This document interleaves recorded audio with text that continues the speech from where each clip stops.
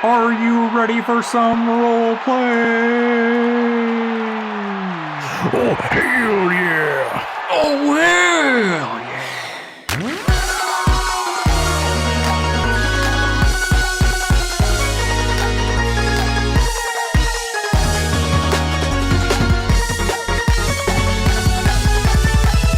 Welcome to the Hidden Roleplay Podcast, where we discuss deception and hidden role games. I'm your host, Kyle. Behind the scenes and maybe joining us for a little bit today is Alex. And I'm also joined by my co-host, Graham. Hello. How y'all doing? Recovering. My voice is recovering from that intro. Yeah, that was a doozy. That was a doozy. How are you, Alex? I'm great. I'm so happy to be on. Well, today we are discussing here on the brink of its fourth season, Fall Guys Ultimate Knockout by Mediatonic Games. It is a battle royale, which I think is unique among deception games. I can't think of any other ones. Can you? I cannot think of any. I know Phoenix Wright has some elements of battle royale in terms of deduction, but that's about it. I mean, you could say most classic Mafia werewolves are sort of battle royale because you're eliminating the town one by one. So I think that's where the inspiration must have come from, but they took it just a step further, you know. Now, let's get into the gameplay. In Fall Guys Ultimate Knockout, Fall Guys for short, you have typically 60 players in the standard show. There are ones that have different numbers, but you've usually got 60 players, and you vie to qualify over usually 5 to 6 rounds of games. These include races, logic, survival, and team games. But of those 60 players, one player will be the Mafia or the Fall Guy. And he'll end up with that crown, or the town will win, come away with 59 crowns of their own, or however many are left. If they catch him in the early round, this game can be, pretty rewarding for the town. One of my favorite parts of the game is the name itself, the Fall Guy, right? So usually in Mafia speak, the person who takes the fall is the one that the Mafia is trying to frame for the action. But here you want to be the Fall Guy. I think that's a nice twist on the genre. What did you think of that flavor? It's a great touch. That's the perfect name. Yeah, it's better than Lone Wolf. Being the Fall Guy and then being successful and winning as the Fall Guy. There's nothing more rewarding than that. Some of the influences for this game, the creators have said, include Takeshi's Castle, a Japanese game show where you get like survive an eliminator pool. The Resistance classical deduction game. Wipeout, a more American version of that Takeshi's Castle. And of course, One Night Ultimate Werewolf, which we've also discussed on this podcast. Mm-hmm. And you can also notice a dab here and there of other deception games. For example, this game has a lot of character customization, as Alex likes to say. Not a bad skin in the game, right? And that part reminds me, of Town of Salem. So yeah, you got to have your little pets or whatever. Mm-hmm. Also, kind of Among Us like, if you want to make a more recent reference. Of course. I'm going to throw it over to you guys. Do you guys want to talk about the roles, or do you want to talk pros and cons first? I don't think we can get into the pros and cons without first discussing the roles. Yeah, let's burrow deep into those gameplay elements. So, Graham, why don't you tell us how the seer works in this game? Oh, Lordy. Man, do I want to tell you how the seer works. Shoot. I'm not ready for that at all. I'm blanking, Kyle. Alex, do you know? I've never drawn the seer role in my time playing, so it's not what I'm familiar with.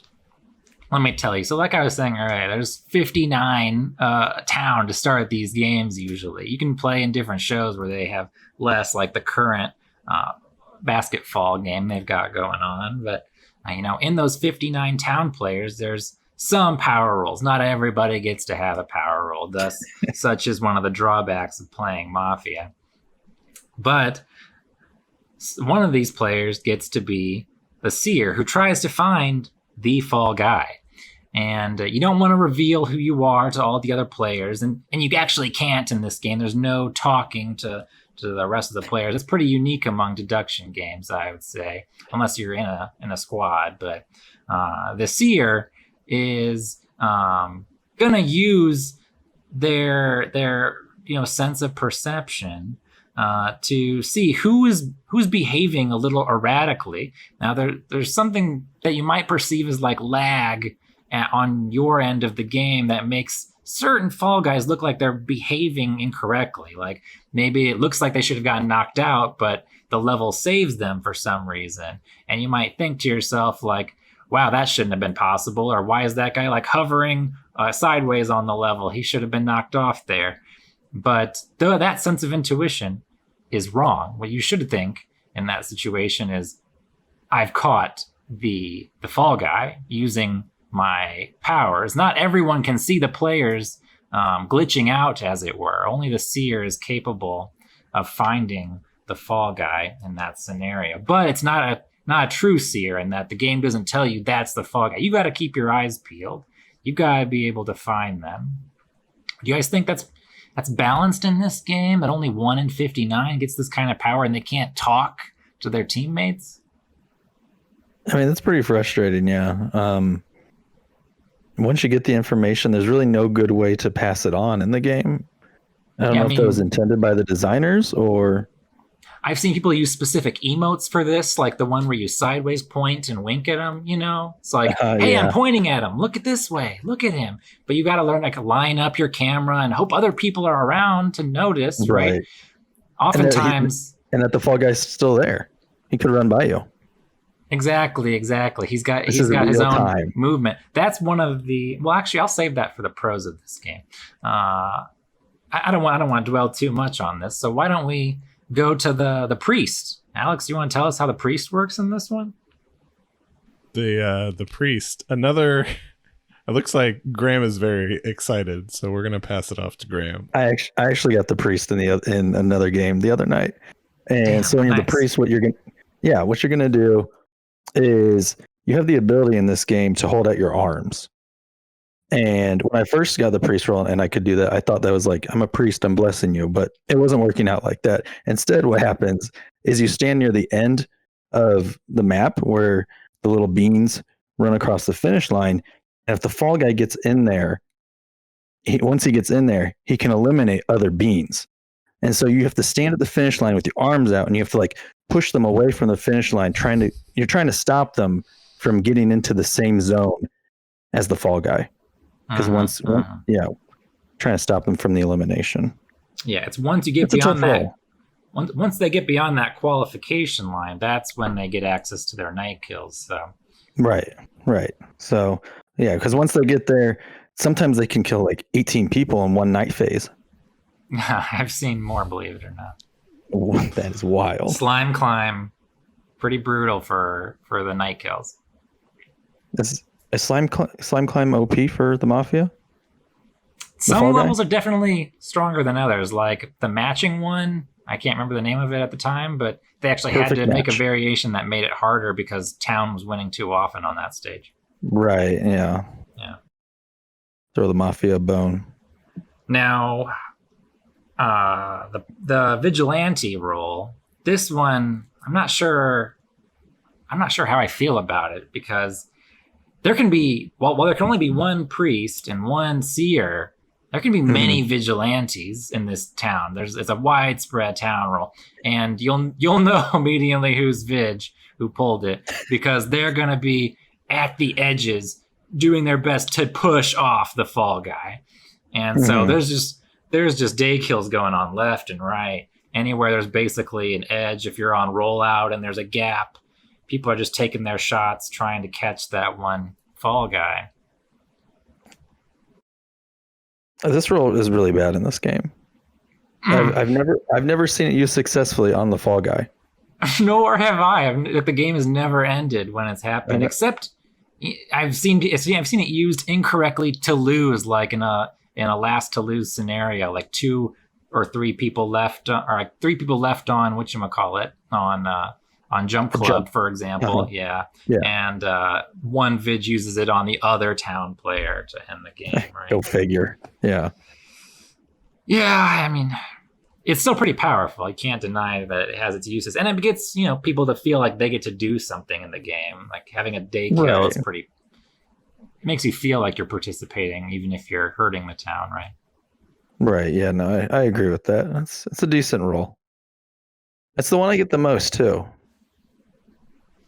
Now to transition into talking about that one mafia role, there is one more important role in this game.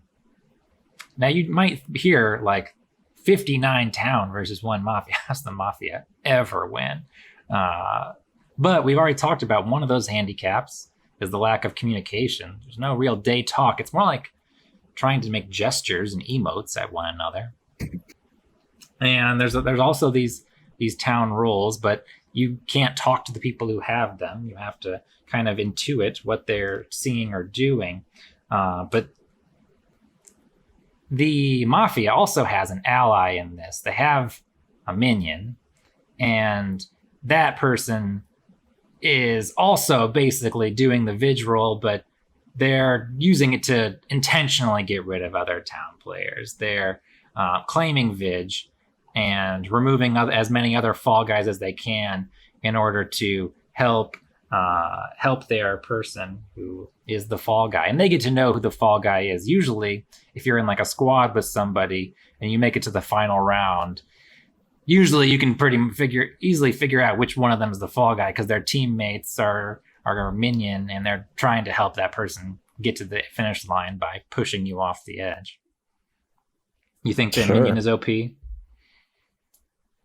Is it the same guy that runs the little box that they put them all in when they kill them during the day? What do you mean? So I think it's safe to say that the closest thing we have to a night phase in this game is during the shuffling of level selection. Right. I think that's when a lot of the back behind the door stuff is going. Yeah, right. Shuffling. It's just trying to hide what the fall guy's doing. But right before that, they all fall. Some of them fall down, and they get killed. Is that part of the minion's job too? I would say that they're carefully choosing who gets eliminated. They're pruning, if you will. What do you think the slime's relation is to the mafia then? Well, I'm glad you asked. That kind of gets us into the pros and cons if you want to transition over there. Okay. I think, well, as one of my cons, why don't we start with the cons first for this one? Would be, is it a true mafia if there's only one mafia member? We talked about how they get that minion, but it's kind of like an independent, they're working by themselves, and they also have these tools. They've got the slime that they can use to try to trap a bunch of the non-fall guys, the other guys, in a single blow. They've also got, similar to Among Us, how they have those vents, where they can teleport here or there. The fall guy also has access to what's called a big Yeetus, and they can take that to get from one edge of the level to another edge of the level. So I feel like these tools are pretty OP. What do you think? Yeah, they're pretty strong. I mean, and in addition to the big Yeetus, there's also the flippers. And also, I think we haven't even mentioned probably the most damning thing here.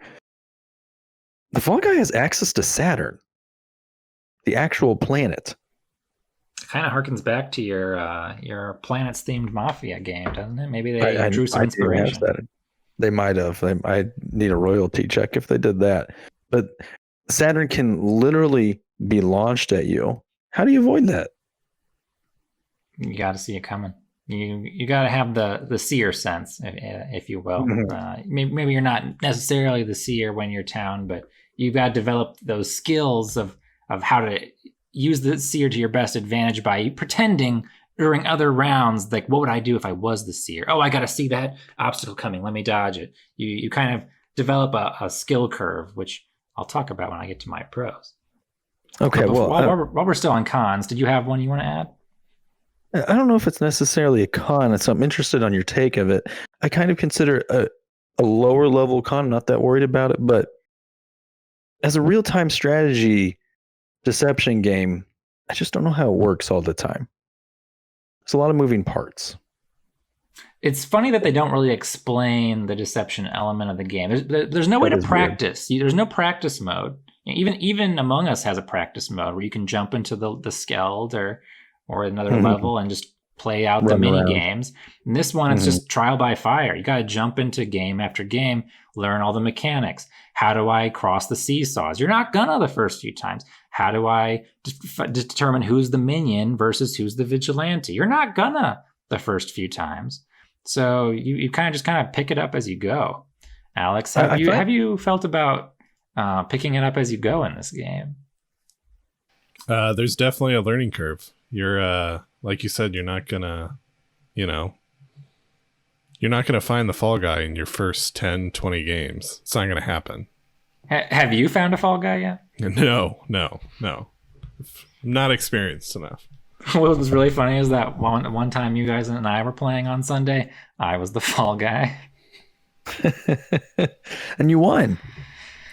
Yeah, well, usually you can tell by the end of the round because the fall guy typically does win in this game. I know, that's a weird balancing issue, I think. And I think that brings us to our next con. Have you guys ever seen Town win at Fall Guys? No. Because it's a pretty big payout. Like, everybody on Town gets a crown if they catch the fall guy.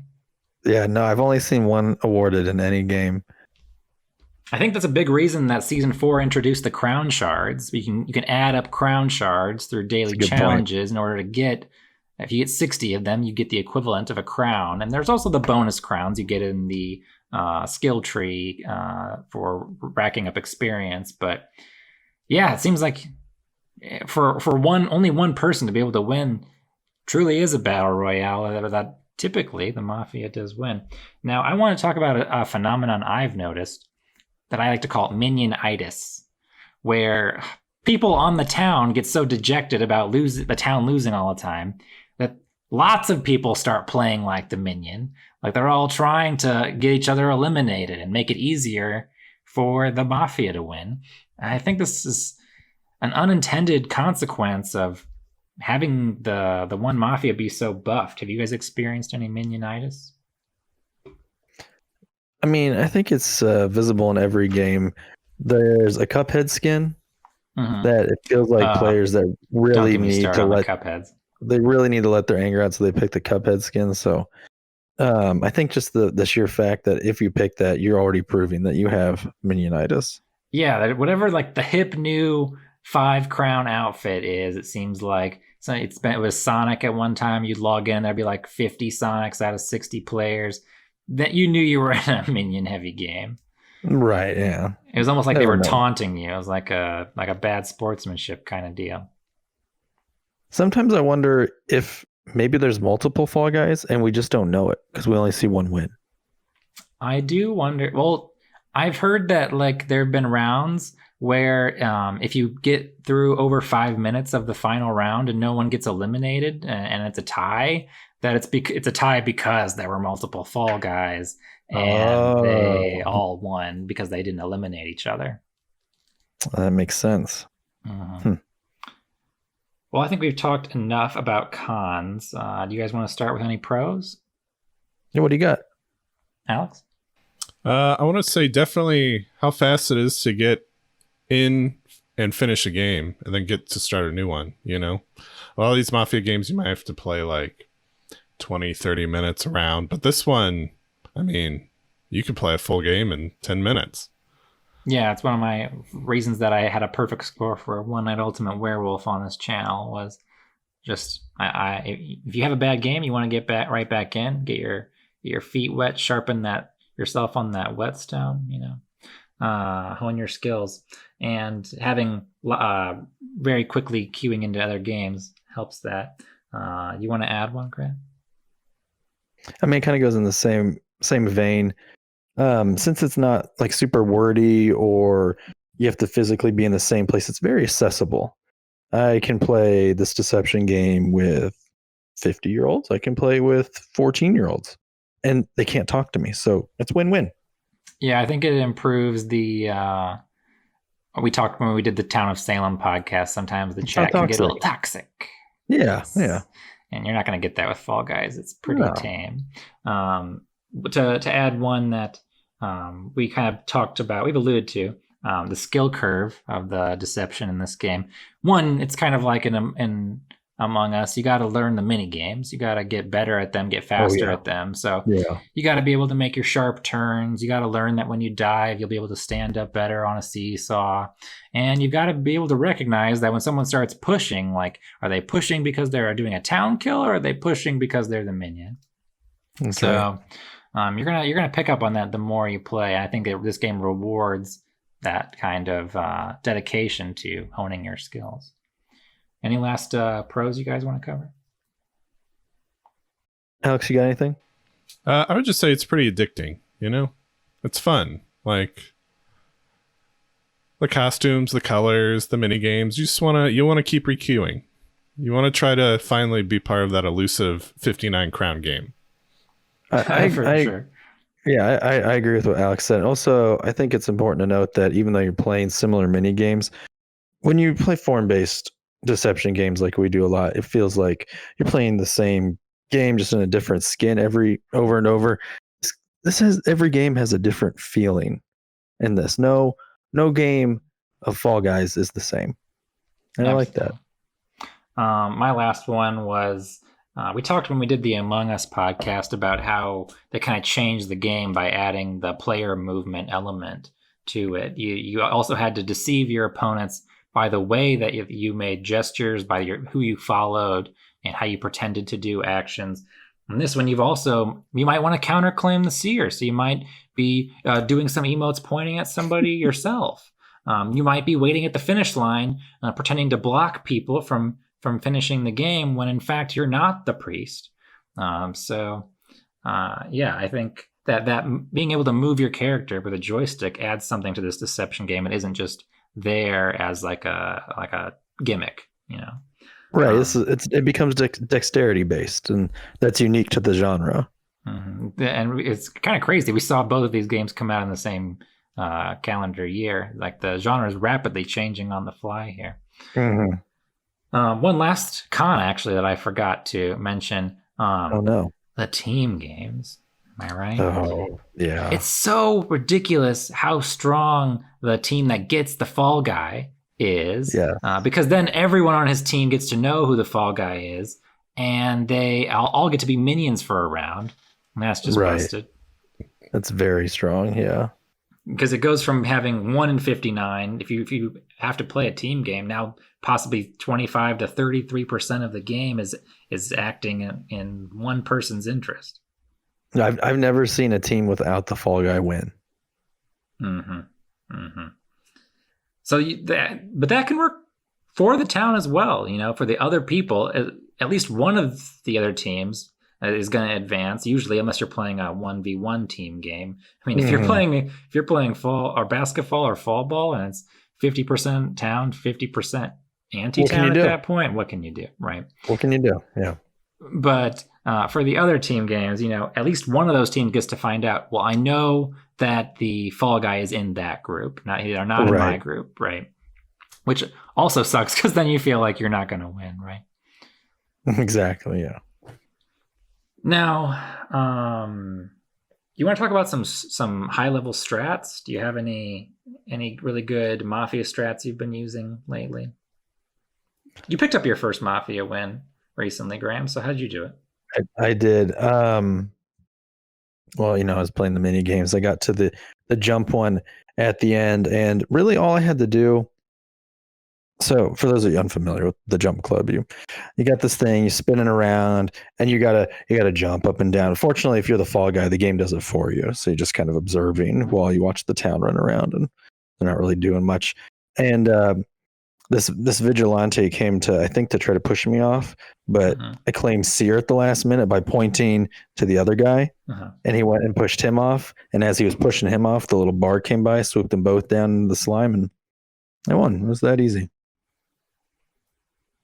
Now, Alex, you haven't had your Mafia win yet, but Yes. what are you working on? Like, what is your thought process for when you do get that roll again? And it's rare, right? It's only one in 60, but what's your strategy going to be? I think what I'd like to, I've been trying to start, you know, in each game I play. This is going to be a bit of a shout out to our buddy ProHawk. You know, I think round 1, you just got a mass claim. Everyone used the default emoji. You know, Thank you. Oh, that's smart. Yes. Now, I do wonder if there's any way that can be, you know, abused, right? Like, what if everyone got on social media and say, "Town, use this emoji today," you know? right. You got to catch someone, you know, But maybe You that's gotta what it catch- takes. Because You gotta Town catch never someone- wins. lagging behind on their emoji. If someone waits too long to emoji, you know, you got to eliminate them fast. Absolutely. It's like my favorite strategy in One Night Werewolf. Well, I'm like, on the count of 3, all the villagers raise your hand. You know, timing is essential to these. If someone deception games. hesitates, True. they're sus. Now, I think I'll start with some town strats. I already talked about my Mafia strat earlier of like counterclaiming is really effective at the finish line. Like, you know, using your Right. I don't. pretending to be the priest or pointing to other people, you know. What were you I going was to say? just gonna say, you seem to get Fall Guy quite disproportionate amount of times compared to the rest of us. What can I say? God smiles That's- down on me. I guess that's just weird.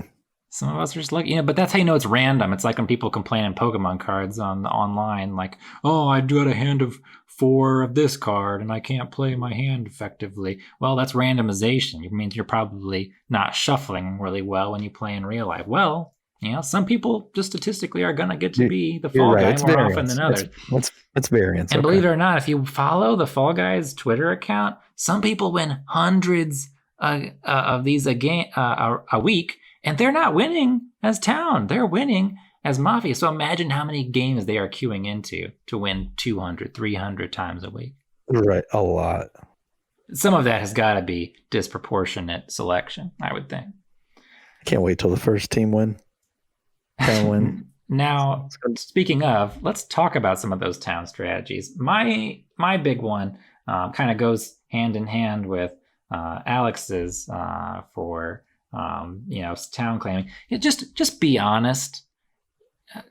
Sometimes people, when they play deception games, they're like just messing it up for the town for the sake of being a wild card, or just, "Oh, I want to have some fun. I'm gonna do something random. Let me just push off my friend, or let me just point to someone who is Town, like they're the Mafia." No, don't do these things. We're never gonna win as Town if you keep doing these things. Yeah. I agree. What with about your all that. town strats, Graham? I mean, my main one would be never vote for yourself when you're Town. It comes off as desperation a lot, but you see a lot. I don't think we've really explained the voting mechanic in this. It has to do with running across this finish line, et cetera, et cetera. But I've seen, and then Very I've seen specific. players, yes, they just jump off the ledge, and that's the equivalent to voting for yourself. You're like, well, I'm going to eliminate myself. I might be the Fall Guy, and then they're gone. You see it a lot. Yeah, it's a sad state of affairs, but sometimes you'll feel that hopeless when it gets to be the later rounds, and they're just like, "Well, I have no idea who it is. Let me throw my towel up in the air." Or Wait for they light just to quit fly. they quit the game. I see a lot of Town, especially in the team games we were talking about. They get so well, I'm guilty of this too. yeah, they're so disheartened. They know that the Fall Guy's on the other team, and so they just stand and they quit. And I mean, Well, come know on. the I mean, Fall if there's Guy- like 10 seconds left and the Fall Guys team has 20 baskets and you've got 5, like, is there a Right. point to continuing? The Fall Which Guys actually- gonna as long as we're on this tangent, there's this new game and it's called Power Trip. win. And It's the battery not, one for those of you less familiar with the names. right. So what they tell the town is that you need to pick up the battery and run on this platform to change the colors. Now, I have never been the fall guy while playing Power Trip, so I don't know how this works. But at this point, I don't think that you actually running on it matters. I think that there's just kind of like little tiles that the fall guy gets to press behind the scenes, and it's impossible for the town to win this game. Thoughts? Agreed. That actually brings me to a random thought I had today. You know what level I rarely get queued into is the tail tag final. Mm-hmm. Now, what is the deception part of this game? I've been trying to figure out like how I'm supposed to improve as a town player when I get into this one, and to some extent I felt this on other levels, but in this one specifically, I'm like, am I even playing a deception game right now? Like I'm just trying to get a tail.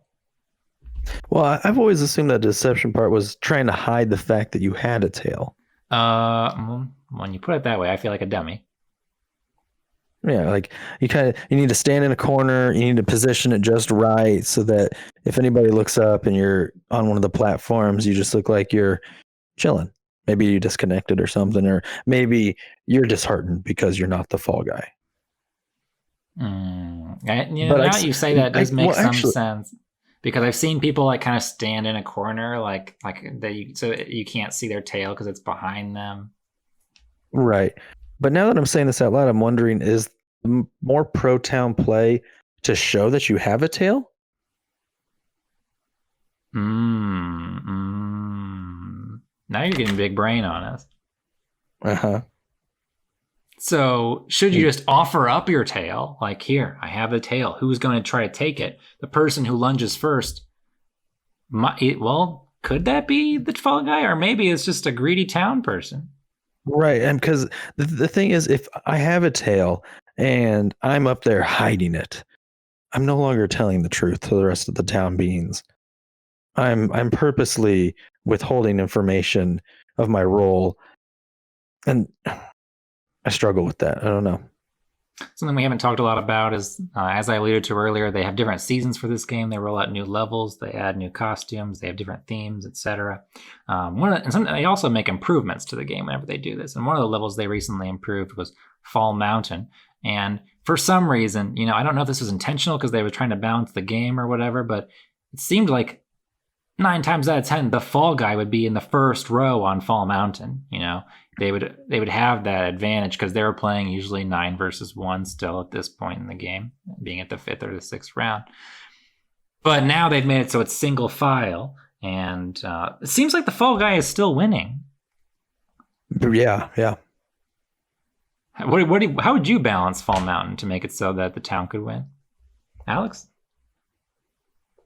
Trying to think of the top of my head that wouldn't just make it straight unfair, like give the fall guy a speed decrease, but that doesn't, you want it to be a level playing field.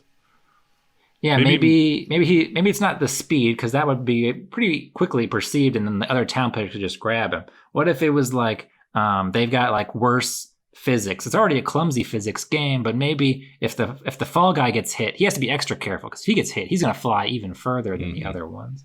Yeah. Interesting.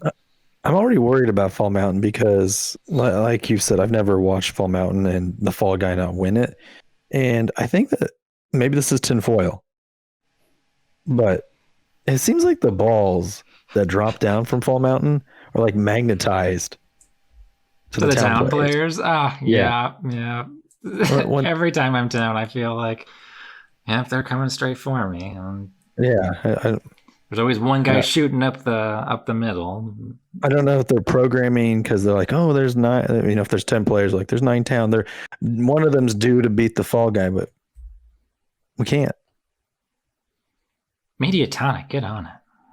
Well, you may have already been able to deduce what my rating is going to be from my comments already, but I find this game very addicting. I have been playing way too much of it, especially since Season 2. I'm going to give Fall Guys Ultimate Knockout a perfect 5 out of 5. I love all the mini games. There are very few that I find frustrating still. There were some growing pains, but I've grown accustomed to it, Mhm. and I think the style of deception that's more nuanced, trying to figure out in a mass of 60 people, who is the one person who stands out among you, looking from left to right, who's by my side. It almost makes a metaphor for society of like the person you trust most, who's been closest to you this entire time, could have been the one to deceive you all along. And I find that very powerful, especially as someone who holds literary value in these types of things, who tries to see these patterns, Alex, what are you giving this game? Perfection is hard, and I feel like I always told myself it's gonna have to be really good for me to give it a 5 out of 5. But this one deserves 5 out of 5. I think, like I mentioned earlier, it's really addictive. It's just plain fun. Multiple times, us three have lost 4 or 5 hours to a night, just queuing up over and over again, trying to find that fall guy. And it doesn't stop being fun. Graham, you can make it a clean sweep. Oh yeah, it's a clean sweep. Like Kyle said, the subtle flair of the deception is immaculately well done, and I really appreciate that they patch the game over time. Like we're in the 4th season now, and I can't think of any other deception game that has seasons, and they continue to strive to make it better and add extra mini games and more ways to find a little edge for the town, and the town isn't taking advantage of that yet, and that's okay. But I really appreciate that they're trying and that they try new things just to keep the game fresh. So it's an easy 5 out of 5 for me. All right, well, that concludes our review. Fall Guys Ultimate Knockout. April Fools, everyone. Thanks for listening to this entire satirical episode. I thought it would be, just a cool time capsule before we get to our moment of Zen, if we each just went around the horn and mentioned our favorite costume, our biggest frustration with learning the game, and our favorite stage, just as something to look back on because we continue playing, because we all love Fall Guys. I think it's safe to say, even though it is not the most deceptive of games. I'll start. My favorite costume right now is the top Godzilla, the radioactive one with the bottom Boxzilla. But I think the one I use the most is the Slushy Bear costume from the Prime DLC. I really liked that blue and pink. What's your favorite costume, Graham? Right now, it would be the little rocket ship that came out this season with the little star hands as the top. I thought you didn't like the star hands. So it's grown on me, and I was more or less explaining the rocket ship, but it's grown on me. The problem I have with the star hands, people, is when it's standing upright and still, it looks like the elbows are broken inward.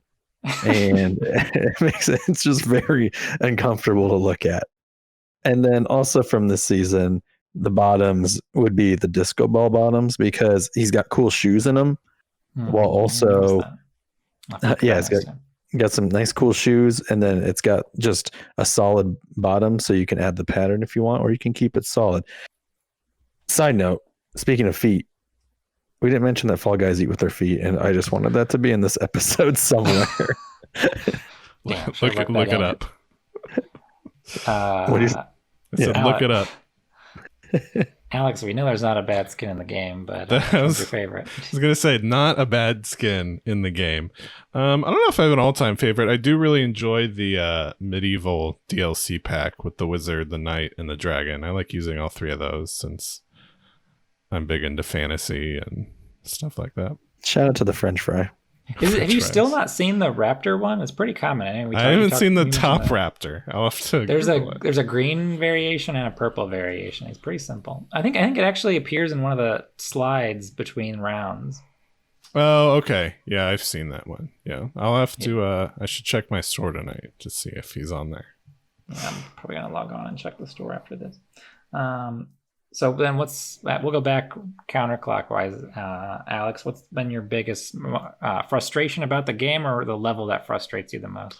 I think my biggest frustration is I haven't won a crown yet, but I think that'll come eventually. Which level do you think it'll come on? Probably if I already guess, it'd probably be the jump one. I don't remember the name. You Jump guys have Showdown. said it. Yeah, Jump Showdown, or I get lucky like on Hexagon or Thin Ice, one of those. Okay. Graham? Oh, the most frustrating level by far is Wall Guys. I had hate phase that too. I hate that one so much. There's, like we said, even removing the satirical element, the team games in this are by far the most frustrating element, typically. But Wall Guys plays as a pseudo team game True. while needing individual success, and that's frustrating. How about you? Yeah, there's still sometimes I go very smoothly through Wall Guys. Other times the jump and dive and grab, it just seems like I cannot find the sweet spot on the cliff. Clunky. Yeah. But I think my biggest frustration is right now is just trying to find if there's some edge I can get on the new team games, like the battery one and the basketball one. They're not like the Penguin game, which has like an exploit where if you keep jumping, the other team can't grab you and remove your penguin. So it's really easy to just take someone's battery or basketball. And in some ways, I think that's better when more balanced because it can't be exploited. But in other ways, it just feels like, what am I supposed to do to get an edge? I haven't figured that out. And here's my pro tip for the batteries. This is, I'm actually being serious. It's not really a pro tip, but this is what I've found been successful with recently on it. You get your battery and you just run at someone of the opposite color who also has a battery, because they're not going to drop theirs. And so you just cover up their tracks as they run towards you. And then mine has been trying to like control the bridge and the top level to like secure those spots, like get one person up there who stays up there in case someone comes, or if there's one person up there from the other team, get two of your people, and then maybe someone else just kind of lingers around the button and tries to maintain that advantage.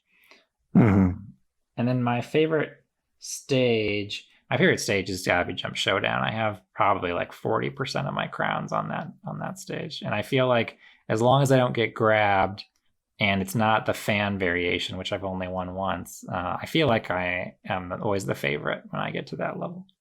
Why don't you tell the listeners how many crowns you've won? Well, I don't know exactly off the top of my head. Oh, well, you are being humble, sir. I think I have 91 or 92. Okay. Wins, not crowns, but like specifically, Right. I have that many wins. Right. Graham, what's your favorite level? That's actually a tough question. I like Slime Climb, I think, quite a bit. I would say my favorite non-final level would be Freezy Peaks. I've a lot of success on that one, and I really like just like knowing the ins and outs of how to do it efficiently. But here's a super hot take that if Matt's listening, he's going to get pretty upset with. I quite enjoy DoorDash. That was going to be my favorite. I get nervous that I'm gonna just make a mistake on DoorDash. It's so it doesn't matter. It's so much fun. And you know what else has grown on me is the ski fall. I did the thing the other day, Alex, where I just went and did 5-5-5 at the end. Nice. I'll master it at some point. I still don't really like that strategy, but I get it. I've heard. I saw something recently that said DoorDash and Great Crash's names need to be flipped. DoorDash. Because in DoorDash, you're crashing the gates, but in Gate Crash, you're dashing through the doors. Instead of flip, it should be door crash, gate dash, DoorDash, gate dash, door crash. Door crash. Yeah. Oh, okay, that makes sense. This reminds me. Isn't there a meme about this with Star Wars movie titles? Like they all have the wrong movie title. Yeah, they're all mixed up. Yeah. Well, that will do it for content discussion. Let's just go to our moment of Zen then, which is our, maybe our favorite moment of the week, or just something we've been waiting to share with our pals here. Alex, you want to go first? I don't have anything exciting. I'm getting my vaccine this weekend, so everyone go get your vaccine. Trust science. Good PSA. shout You out want to to go PS2. last or next, Grant? I'll just go ahead now. So we took the children to this like specific toy store in a city, a couple cities away, like a 45-minute drive after we went to the zoo one day. And the zoo was a dud. It was cold outside. We thought that not many people were going to be there because it was cold. There were lines for everything. I've never waited to get into the oceans at the zoo. I've never waited to get into the deserts at the zoo. I waited to get in both of those at the zoo this week. Yeah, I've never waited in line. Like, I've been a few times over the last few years, but there are always places you can just walk through, even if they're crowded. Right. Do they have like a limit, like a capacity? I think that's what it was. I had taken the my two youngest at one point by myself earlier, like when it had first opened up back up, and there was nobody there. Yeah. This time, tons of people. So yeah, I'm not even lying. The line to get in Oceans was like 45 minutes long, which is absurd. Yeah. Well, anyway, so we did that. So that was a bust. And so then we went to this old toy store, and attached to it had a very fancy like Lego toy store, like strictly specialty Legos, old vintage Lego sets. Where was this? Lego stuff. Greenwood, like what was called like the Toy Pit or something like that. I've heard of that place. And then there's like some kind of Lego. It's attached to it, but it also has its own unique name for this Lego store. And while we were there, and then this makes it even better that you brought up Star Wars. Hunter found this X-wing that he wanted, this Lego thing, and he only brought $5 with him because when he gets money, it burns a hole in his pocket. And that's probably like a $60 set. It wasn't even that much. It was $25. I was trying to be nice. And there was like a $10 like figure one. And we're like, look, you can get this one. Or what we suggest is you save some more money. Maybe if you get like 10 or 15, mom and dad will help you with the rest. No, he needed to leave there with something, damn it, or he was going to be mad. So sure enough, he chose the smaller, like little figure instead. It wasn't even a Lego figure. It was like a toy action figure type thing. And so we get home and Kyle and I are playing Fall Guys, and Hunter comes out. Megan's on the couch, sobbing. Goes up to Megan and is like, "What prompted this? What do you think was the impetus for this change?" He's just laying in bed. I don't know, because he had been contemplating life. He had a moment of zen.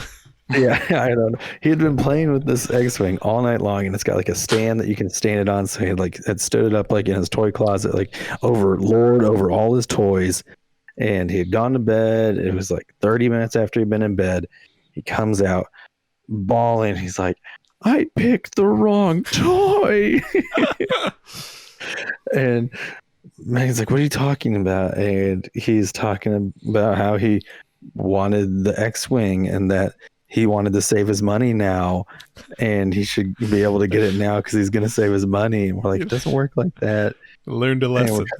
We're trying to explain to him, like, if you want something like this, you're gonna have to learn to save your money, and it's not going anywhere. There's gonna be plenty of Lego X-wings in the future. It's not like it was an old one. Is it gonna get bought out and become like the next big thing? I guess it theoretically could, but it was one with like BB-8 in it, so it was one of the new mass-produced ones. And so he goes back to bed like sobbing. 15 minutes later, he comes back out, and he's like, I think you guys are trying to trick me. Like, what are you talking about? We're not trying to trick you about anything. He's so then Megan made a joke. Trick you about, like you guys were gonna get him the game and surprise him, or trick no, him? No, like he's never gonna be able to get it again.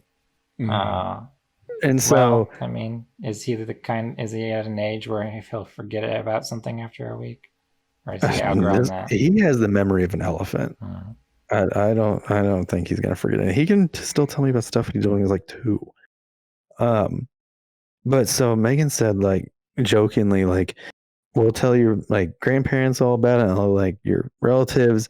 Maybe you'll accidentally get 4 for like your birthday or something. And like he like kind of huffed and puffed and walked away about it. And he comes back like another 15 minutes later, and now he's not crying. He's like coming to like a realization and like sniffling a little bit. He's like, if if I get 4, I'll give one to my little brother, and I'll keep the other 3. Fair. You need It's like, 3. yeah, we're like, okay, we weren't actually meaning that you were going to get 4, but and so just patience. Well, then I might not get anyone. I know it was a lot, and then still, even tonight, he came out and was talking to us about it again tonight, about how he wishes he had this X-wing. I have plans for BB-8. He's gonna be in my backpack when I go to school tomorrow, but I don't have him, and I would have shown him to everyone on the playground, but you don't want me to have him. He has Wow. Minecraft Legos from Christmas that he still hasn't built that are literally in the bags in the Lego Those are tub. bullshit. BB-8 is my friend now. That never changes. I have 2 cardboard boxes full of unopened Legos, so Nice. What sets? it's mostly Star Wars. Nice. I might have some duplicates I could donate to you guys. If you have an for- X-wing.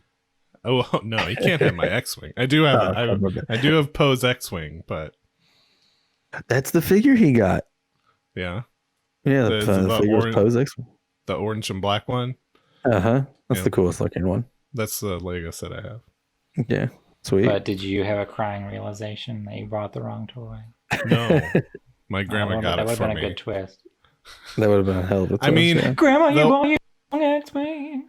When I hear the story and how he couldn't leave without getting something, it just reminds me of Graham. Graham, have you ever walked into a board game store and not left without a new board game? I actually have. Thank you. It seems like a like father, like son It's- kind of moment. It's less likely that I'll leave without something. But in my defense, I typically go in there with a budget in my head Yeah. and targets. My toy back in those days would have probably been either a transformer, it had to be Ooh, a Beast Wars transformer. I was not into cars transformers. It had to be Okay. like animals.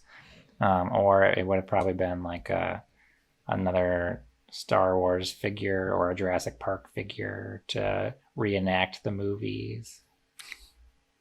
Lost World came out when we were, what, 9? Yeah, Not me. that's right. 8? Somewhere in there? Late 90s. I had Yeah. that T-Rex that had like a hole in its stomach. You could put the people in its mouth and then you could pull them out of the little slit in its stomach. But I was, I played with it a lot and I still really liked it. But when I opened it, I noticed that the box, this giant T-Rex came and had bent its tail. So it always had a tail that was at a right angle. And I was had like, that. this I is think not- I had a T-Rex like that, and I remember its tail being bent. Yeah. I was like, well, this kind of breaks the illusion. Real T-Rex ain't got a broken tail. Well, real T-Rexes also don't digest their food through their stomach, so That's a good Well, point. I didn't know that. That's a good point. You got a moment of Zen? Yeah, I mean, I came up with one today because Is it poop related? no, it's school No. related. Oh, okay. So we've got a lot more students back in the schools now, and they've been on their best Yay. behavior for a while. But today Wow. we finally had our first real big incident. The Go on. sophomore boys in the second floor, which is the English hallway where I'm at. Couple of, I don't know if this was premeditated, like they planned it to do it the last hour of school and meet up there, or if they just happened to like meet up two of their friends who also took a bathroom break, or maybe they just like improvisationally texted in class like, I'm going to use the restroom, and I don't know how it worked, but some of them got in the restroom at the same time, and they decided to rip all of the soap dispensers off of the walls and then use their shoes to spread the soap out over the all of the floor, so it all became a big slippery surface.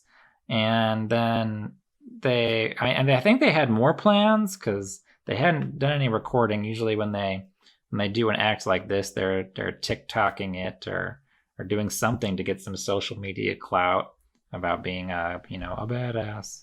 But they got caught by one of the teachers who had come back from getting vaccinated on their off period, and they were. It was kind of pathetic the way they'd be like, "Oh, I didn't do that," and then they would show them the footage on the camera, like, "Well, is this not you? That's the outfit you're wearing," and then they'd be like, What's the big deal anyway, man? And, Cool kids.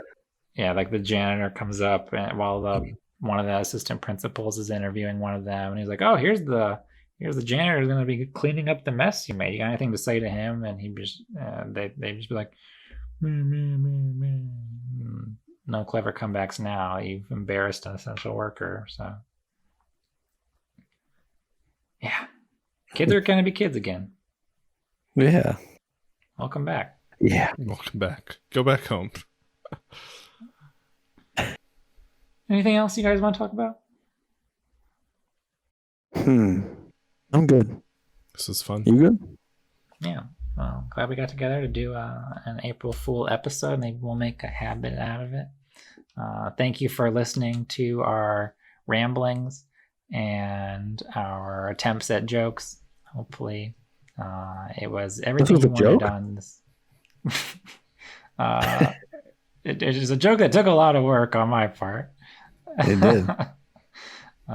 So thank you for listening to the Hidden Roleplay podcast, and maybe we'll get your listenership again sometime soon when we do another game review.